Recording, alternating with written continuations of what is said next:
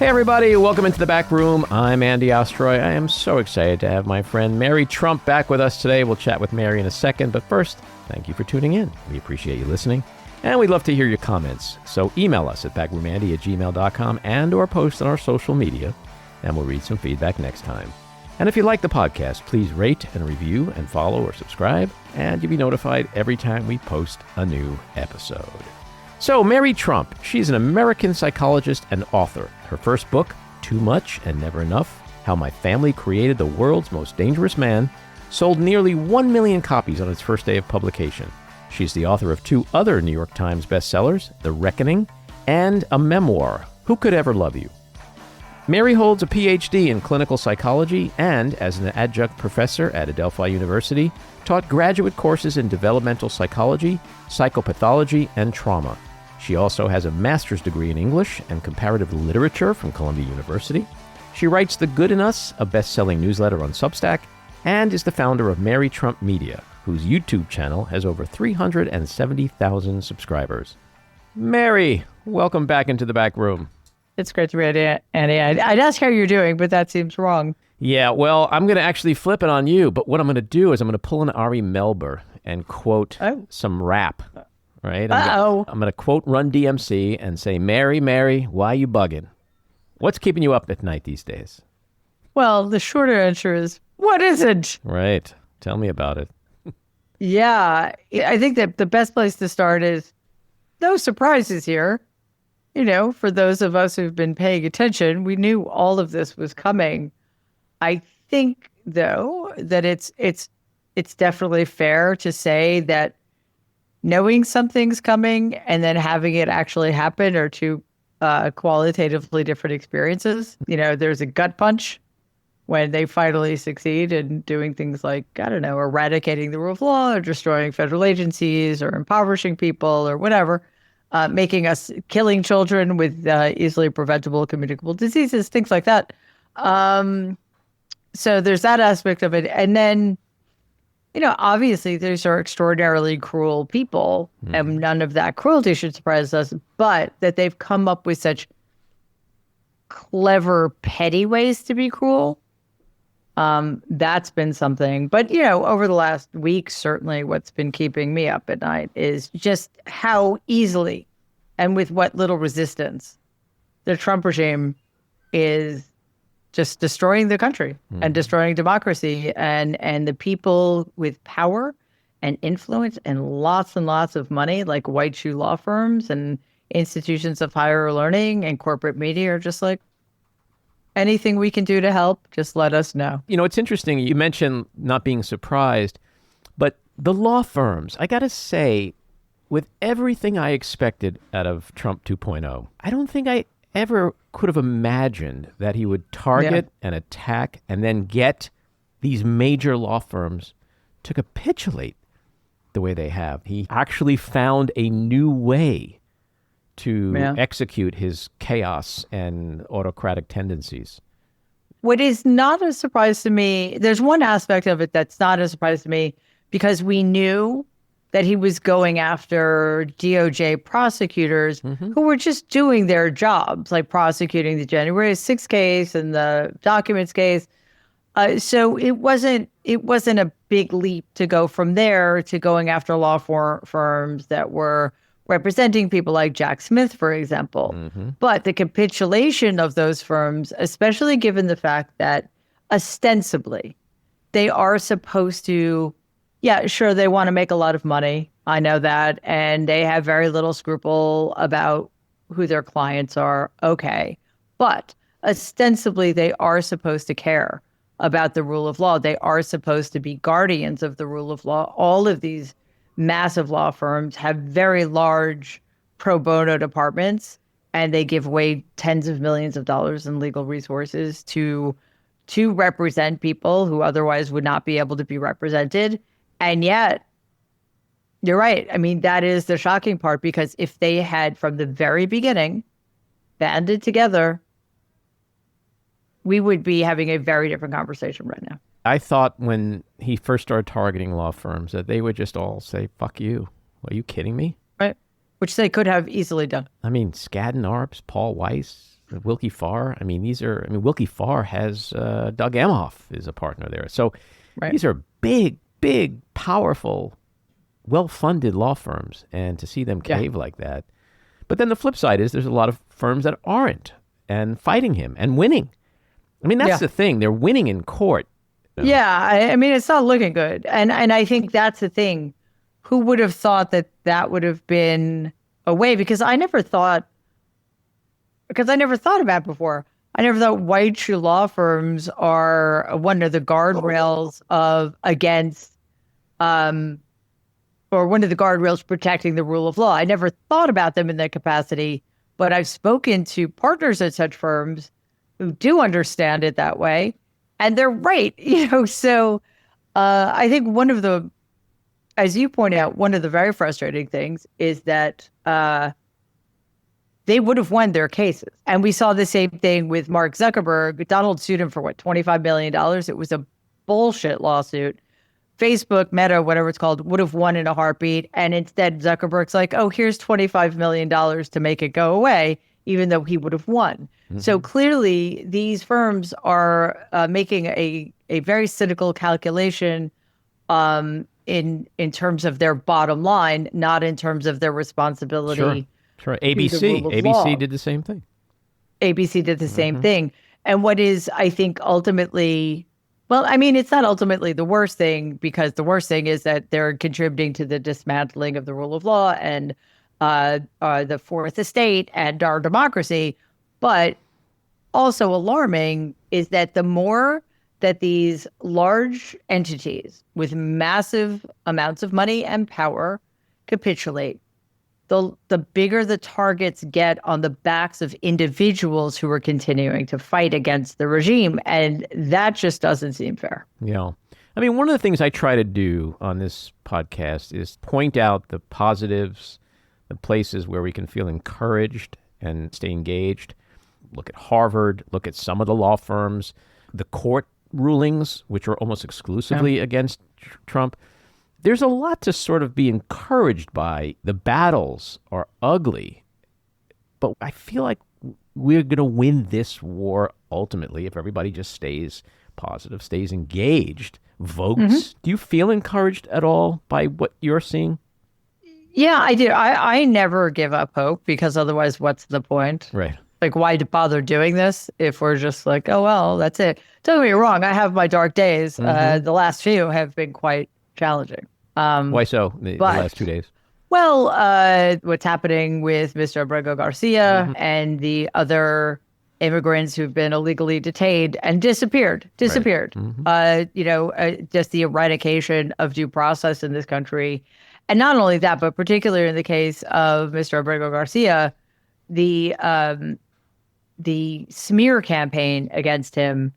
We started with an administration saying, yeah, it was a clerical error, but what are you going to do? And now they're calling him a terrorist. Mm-hmm. So that devolution, I guess, is just grotesque. And that level of disinformation, to see how easily these people lie.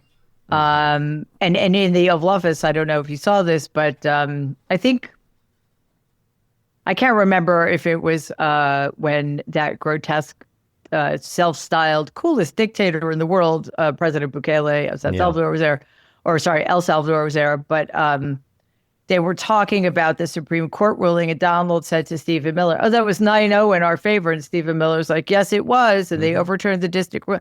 And it was entirely the opposite. It was 9-0 against them, and no pushback, no nothing. So yes, that gets a little demoralizing. However, that's what they want. And whatever they want is exactly the opposite of what we should be doing.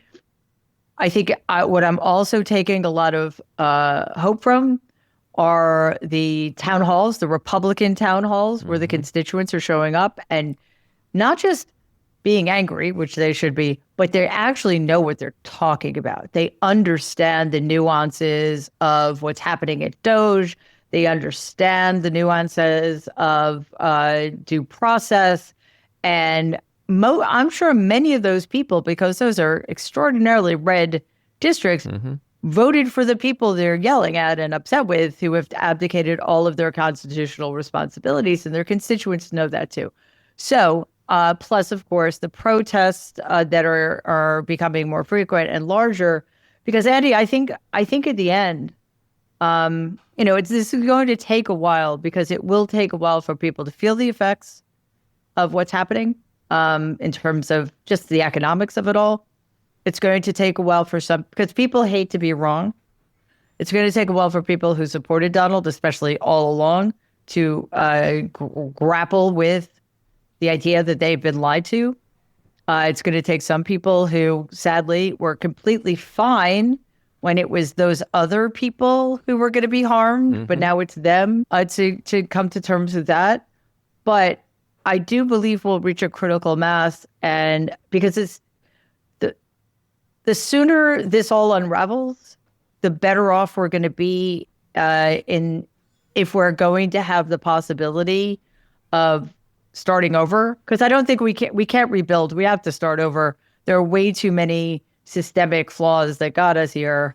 Because I think ultimately we're going to need enough people on board to shut it all down. Protests aren't going to be enough. We're going to need to shut all of this down. Well, the interesting thing that I've noticed in the last few days, the last week, is with regard to the Abrego Garcia situation. We're seeing the public, even conservatives, express a similar kind of outrage, but more so, we're seeing a shift towards humanity.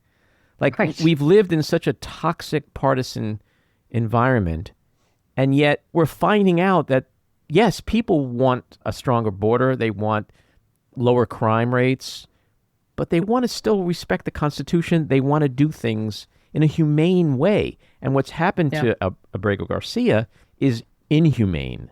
And that's touching a nerve, I think, in a lot of people. And we're all kind of saying, no. Doesn't matter whether you're a Democrat or Republican. This is not cool. At the same time, right, to your point, as the economy is tanking, the stock market is crashing, people can't get through to the Social Security office, the veterans' benefits are getting cut, Elon Musk is walking around with a chainsaw. Like, these are things that he was elected on, immigration and the economy, and yet it's such a backfire. Yeah, and again, I don't necessarily think that this is the best way, and it's not the only thing we're doing, of course, but considering Democrats are entirely out of power, there is some extent to which all we can do is stand back and watch it burn down, right? There really isn't, there is very little action we can take in the context of the legislative, right? We don't control anything. Legislatively, for sure. And, ultimately, in terms of the judiciary, because we always get backstopped by the corrupt, illegitimate supermajority of the Supreme Court, which I don't know about you, but I never know. I have no confidence that they will rule in favor of the Constitution over Donald Trump, because in the past they have not. So hopefully, but again, we don't control that. We just have to hope. But it is not nothing that Donald Trump and the people surrounding him are. I mean, the dangerous thing is that after 8 years, he was able to find all of the sycophants, all of the enablers, all of those people who are going to give him carte blanche to do whatever he wants because it's what they want. All of the fascists, there are no adults in the room, et cetera, et cetera. But they're also deeply, deeply incompetent people, and they are overreaching. And as you said, they're overreaching on everything. The tariff stuff is just sheer insanity. It is the greatest self-own in terms of economic disasters in American history. And getting back again to the Abrego Garcia case, as you said, it was probably, I mean, just let's take the humanity out of it for a second, if that's even possible. But just as a thing to have done, they picked the wrong guy because right. He's completely innocent. Mm-hmm.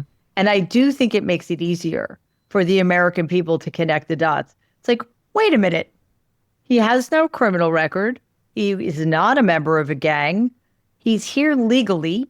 He's done everything he is supposed to do since he got here in 2011 to stay here legally. He's a resident of Maryland. He has a family. He's a law-abiding citizen who pays his taxes, unlike Donald Trump, et cetera, et cetera. What makes anybody think that they're going to stop with him? And that's the thing. They're not. They will continue to go after anybody because we've seen this. People are being denied entry to this country or they're being kicked out of this country, even though, again, they're here legally. Why? Because they hate Donald Trump. Like, get in line. It's going to be a very empty country if that's the criteria.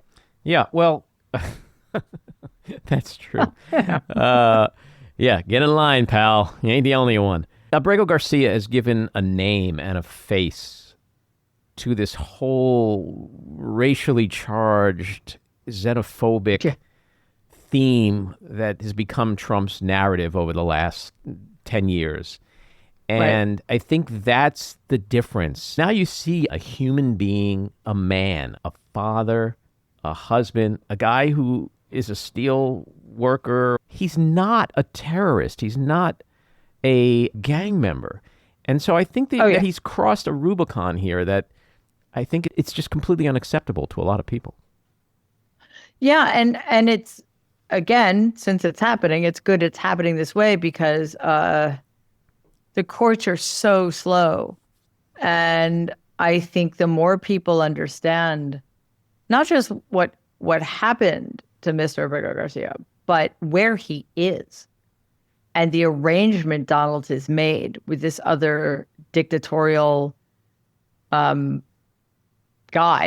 in El Salvador, Bukele. Mm-hmm. Yes, exactly. You know, and yet another debacle in the Oval Office. So the more people see where he is, the completely nonsensical rationale. So basically, Donald is saying the Supreme Court has no authority because he's not in the country anymore. So what could we possibly do? Mm-hmm. El Salvador is saying we're not beholden to the United States Supreme Court. And he's a terrorist. We're not going to send a terrorist back to America. So it's this perfect catch-22. You know, nobody can do anything, apparently. And it's so obviously false on its face. It's such an insult to the intelligence of the American people. And meanwhile, as this continues not to be resolved because the DOJ is defying court orders. And I mean, the Department of Justice is defying court orders and essentially saying, hey, the rule of law doesn't apply to the executive branch. The longer those men, because obviously it's not just Abrego Garcia, there are dozens of men being illegally detained in the same prison, the more obvious it becomes just how egregious and dangerous it is. I mean, honestly, until Senator Van Hollen met with him yesterday, we didn't even know if he was still alive. Right. Or intact, because a judge had ruled years ago that this man, who was like a teenager back then, could under no circumstances be returned to his country of El Salvador because he was fleeing gang violence.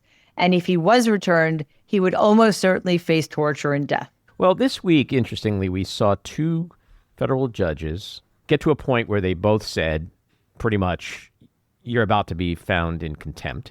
And then yesterday we had Judge Harvey Wilkinson, a federal appellate court judge, who issued the most scorching rebuke of the administration yet. And this is a guy who was appointed by Ronald Reagan. He's been a judge for 41 years, one of the most conservative judges in the appellate court system in this country, highly respected, even among members of the Supreme Court.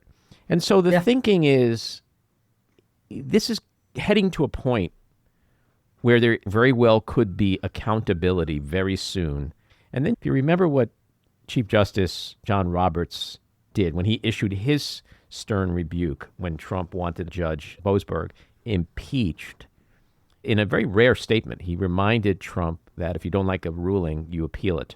You don't impeach the judge. And I took that as Roberts saying, look, you may think you can fuck around in the lower courts and then you get to your court, the big one, where your justices who you appointed will just rubber stamp your shit.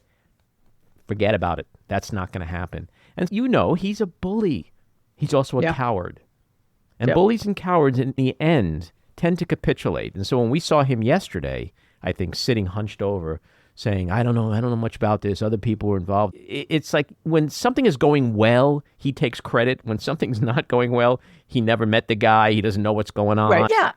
No. I don't disagree with that at all. However, if the judicial branch is taking this seriously and understands, as the three judges you mentioned seem to, just what a dangerous crossroads we've arrived at. They will start playing hardball. In other words, who do you go after? You go after the attorneys, the DOJ attorneys who show up into court unprepared, unwilling to answer the judge's questions, unwilling to follow the judge's orders, and doing so with such contempt. These people are behaving in ways in a courtroom I have never seen before. And the fact that they haven't been held in contempt yet is mind-blowing to me. Hold them in contempt. Fine them massive amounts of money. Put them in jail and see how many people there are willing to step in their place. Why are we waiting? They're the ones showing up and being disrespectful, being they are not handling the cases properly. Under any other circumstances, I'm telling you, there would have been contempt charges already. And why aren't there now? Because it's the executive branch and Donald Trump. And it just reminds me of what a missed opportunity it is, because it just allows them to regroup or change the subject, or it just gives them permission to continue to say, you know what, you and what army? How are you going to get us to comply with you? Because there is no enforcement mechanism here. If you're not going to start throwing lawyers in jail for contempt, well, then we're going to continue to kidnap and disappear Americans. Cool. And think about what might have happened if in the New York case, in which Donald was found by a jury of his peers to be guilty of 34 felony counts. Imagine if in real time, because I don't know if most people remember this, Donald was found to be in contempt of court about 10 times. And no sanction were levied against him. So he got away with all of it. Why? So why that's happening now is beyond my comprehension. Well, they're still offering deference and trying to play nice. And that's the problem, because on the one hand, they rule, for example, that Trump can use the Enemies Act. On the other hand, they say, but you got to do it according to the Constitution. So what the Trumpers do is they say, okay, we'll just pay attention to the first part and ignore the second part. And they cherry pick and then they gaslight, to your earlier point. Yeah. And that's how you get, the 9-0 decision in our favor. No, it wasn't. You left off the most important part, where there was a unanimous ruling about obeying due process laws. And so you got to get to this point in this judicial system where there's just absolute clarity. Like a judge needs to say, okay, stop, time out, facilitate, effectuate, fuck all of that. I am ordering you to get that man back to the United States by such and such date. I'm so glad you said that, because it drives me absolutely insane. Facilitate. What does that mean? And who's defining it? It's exactly what the Supreme Court did, the corrupt, illegitimate supermajority of the Supreme Court did with the presidential immunity case, when they said, oh, yeah, he could commit any crimes he wants to, as long as they are under the umbrella of official acts. What's an official act? I don't know. Who knows? We'll find out, I guess. And all of that reminds me of the Brown 2 decision in, I think, 1954, when the Supreme Court, dealing with the desegregation of schools, said that the states must desegregate schools with, quote, all deliberate speed, unquote. What does that mean? You're right. Get these men back here by Monday at noon Eastern time, or there will be serious consequences. And these are what those consequences would be. Period. End of story. Get people thrown into jail or whatever. It is absolutely absurd that they continue. And this is another thing that's driven me crazy for a long time. And you're probably wondering if I'm still sane. And I'm not entirely sure that I am. But for how long were people saying things like, you have to respect the office of the presidency. Why? The guy in the office of the presidency disrespects it more than anybody in the history of humanity ever has. So what exactly are we respecting? By respecting the office he disrespects, we are just giving him an out. Yeah, well, we are either, as Chris Murphy says, months away from democracy ending, or we're not. And if you believe that we are, right, you go into animal combat mode. You don't play nice. You don't do what Chuck Schumer did and be like, well, it could be worse. You fight like an animal. And that, to me, is the biggest problem in the party today. You have some people who think democracy is going to end. You have other people who think like, no, it's not. And then you have everybody in between. And so they got to get on the same page. But I'm hopeful and I expect that when it comes to saying, here's the keys to the democracy, sir, turn it into whatever you want. I don't think the Supreme Court's going to do that. And I don't think at that point he's going to say, fuck you to the Supreme Court. Because then I think, I don't think he has the balls for that, in my opinion. As you said, he's a coward. He's the weakest person I've ever known in my life. However, first of all, I'm not as sanguine about the Supreme Court as you are because they've made such horrific decisions in the past that have led to this moment. That worries me. But let's assume for the sake of argument, at least two of them are not so far gone. And I would assume it would be Coney Barrett and Roberts, making sure that it's a 5-4 decision in favor of whatever's left of democracy. With Donald, however, I think the problem is this. He is so protected now. I think our greatest hope for getting rid of him is past, and that was to expose him repeatedly and as often as possible to serious narcissistic injuries, humiliate him at every opportunity, mock him relentlessly, and nobody in a position to do it was willing to do it because they were still playing by rules that didn't exist. And now he is just like, I'm sure you've seen that there are lots of really bad polls coming out about him. I bet he doesn't even know they exist. He's so insulated at this point, and he's deteriorating. So I'm not even sure how much control he's in. And you're right, like he does have these moments where you feel that he's not handling things well. He's getting defensive, but there are also those times in which he's extremely belligerent and he's becoming more dangerous and more unhinged and kind of seduced by the fact that he now knows he can steal whatever he wants. He can accrue as much power as he wants because who's stopping him? The entire Republican Party has abdicated its constitutional responsibilities and handed them over to the executive branch. And with the Supreme Court, and we're already seeing this, there are very clear judicial rulings. I mean, some of the language may be more vague than we want, but the import of the rulings is clear. And he's like, nope, I'm going to do whatever I want. And then he gets a fix by hanging out with a fellow dictator. So there always seems right now to be something or somebody there to prop him up in the wake of what might feel like a setback or a humiliation. And that's the part that worries me. And is he really the one calling the shots all of the time anyway? And I'm not sure that that's the case. Well, that's a really excellent point because he doesn't have the guardrails that he had in the first term. Right. He doesn't have anybody, Rex Tillerson or Mattis or any of those guys to say, sir, this is crazy. In fact, when he says crazy, they're like, give us more crazy, sir. Yeah. We love crazy. Yeah, they love it. Yeah, they love the crazy.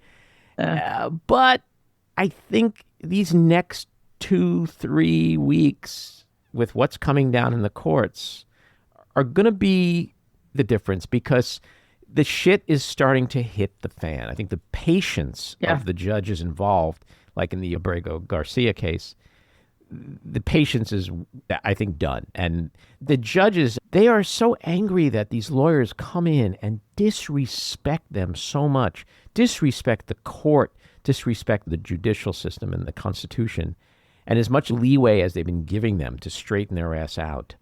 I think the judges are starting to realize It's not going to happen unless ... And I think they're at that point. But we should have, and I think we will. And I agree with you. The next 3 weeks, whatever happens over the next 3 to 5 weeks will be pivotal. And I do think that it is going to require the judicial branch to start protecting the rule of law in a very obvious way that is not open to interpretation. And it's kind of the opposite of what happened with Merrick Garland. Merrick Garland went after the small fish and never went after the big fish. He should have started with the big fish. Here, we need to go after the small fish because, again, Donald's immune and he's not the one in the courtroom. So you have to go after the people who are actually doing the damage in terms of arguing the case. And that will send a very, very clear message, because then who's in there representing the government of the United States? Nobody? How is that going to work? What worry, I mean, one reason I think that's vitally important is because Donald himself is going to keep doubling down. And the reason I think that's the case, despite his being a coward, is because, as we've seen over the last couple of months, he has such contempt for anybody who pushes back, who even asks him a reasonable question. How many times has he been calling reporters stupid and whatever? Judges who argue against him, he has so much contempt for them that it's actually making him more likely to do more bad things. So a message has to be sent to the people doing, to the foot soldiers, that, hey, if you're all in with this regime, sorry, you cannot tell me you're just following orders. You're still going to be found guilty of contempt and land in a jail cell and get disbarred or whatever happens. Yeah, I really believe that this case is really the test of our democracy and our rule of law. Yes. And so much hinges on it that if the plaintiffs don't win, if the administration is allowed to just make up charges and without due process put somebody on a plane, send them to some horrible prison in a foreign country and say, I can't bring you back, then we have crossed a line. And at that point, it is over. And that's why I think, are the courts really going to let that happen? Especially if they start to see that the electorate is not behind this stuff. That's, to me, a real key. If they feel empowered by the fact that whatever they rule against the administration is actually what most of this country supports, I think we'll be okay. Yeah, I got out of that business after the election in 2020. I'm like, no. Yeah, the normalcy business. No. Yeah. Mary, it was great to have you back on. Come back again sooner than later. And let's just cross our fingers and hope for the best. Sounds like a plan. Thanks, Eddie. It's great to be here. All righty. Take care. You too. Bye. This episode of The Back Room was edited and produced by me, Andy Ostroy. It was co-edited and co-produced by Matty Rosenberg and co-produced by Jen Hammoud. Our theme song was composed by Andrew Hollander, and our logo was designed by Cricket Lengyel. And special thanks to Patricia Wind. Please take a moment to rate and review the podcast, and also follow or subscribe. Until next time, keep your eyes on Washington, Hollywood, and your own backyards, and have a great week.